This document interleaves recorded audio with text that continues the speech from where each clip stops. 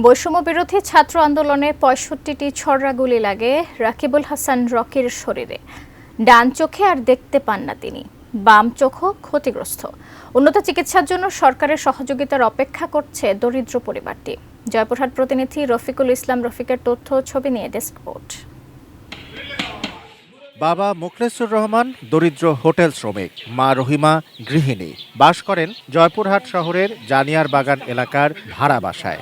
আন্দোলন শুরু হলে নারায়ণগঞ্জের পোশাক কারখানা থেকে ছুটিতে বাড়ি আসেন রকি। সক্রিয় হয়ে ওঠেন ছাত্র আন্দোলনে।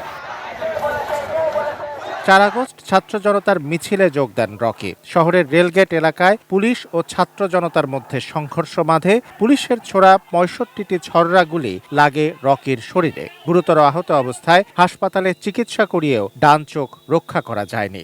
এক চোখের দৃষ্টি হারিয়ে কর্মহীন রকির দিন কাটছে বিছানায়। চক্ষু আগাগা হাসপাতালে ভর্তি করায়। তারপর ওখান থেকে ট্রিটমেন্ট নেওয়ার পর 1 মাস ট্রিটমেন্ট নিয়ে পরে বাড়িতে আসি আমি। আসার পর ডাক্তার ওখানে বলে দেয় আমার ডান চোখ আমি দেখতে পারবো না। সরকার যদি এগিয়ে আসছে আমাদের দিকে। শারীরিক আরও নানা সমস্যা, বাম চোখটিও হারানোর ঝুঁকিতে।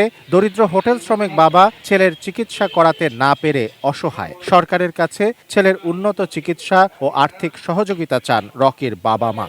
আমি যাই দেখি হ্যাঁ আমার ছেলের বুক টুক এলা সম্পূর্ণ মনে থাকতে আমি দেখার পরে তখন অজ্ঞান হয়ে যায়। আমি যে চাকরি করি আমি সামান্য একটু বেতন পাই, এই অল্প বেতন দিয়ে আমার সংসার চলে না। ছেলের চিকিৎসা দেশের বাইরের জন্য আমি সরকারের কাছে আবেদন করতেছি। ব্রেকফাস্ট, টিফিন কিংবা স্ন্যাক টাইমে মজাদার আয়োজন মানে অল টাইম ব্রেড। অসহায় পরিবারটির পাশে দাঁড়ানোর আহ্বান এলাকাবাসীরও। জয়পুরহাট জেলাবাসী এবং আমার প্রতিবেশী হিসাবে জেলা প্রশাসক সহ সংশ্লিষ্ট কর্তৃপক্ষের নিকট বিনীতভাবে আবেদন করছি যাতে এই ছেলেটির চিকিৎসার সেবা নিশ্চিত করা হয়।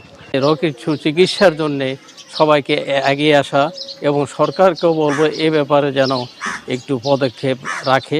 ছাত্র জনতার আন্দোলনে গিয়ে রকির মতো যারা আহত হয়েছেন তাদের সহায়তা করার আশ্বাস প্রশাসনের। সরকারিভাবে যে সহায়তা আসছে, টাইম টু টাইম যে নির্দেশনা আছে, আমরা সেই নির্দেশনা মোতাবেক তাদের এর জন্য সহায়তা, তাদের খোঁজ খবর রাখা, তাদের চিকিৎসার জন্য ব্যবস্থা করা এটা করছি।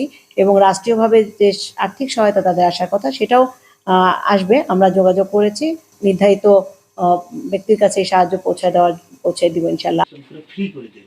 Shamsul Arefin, desk report, ATN news.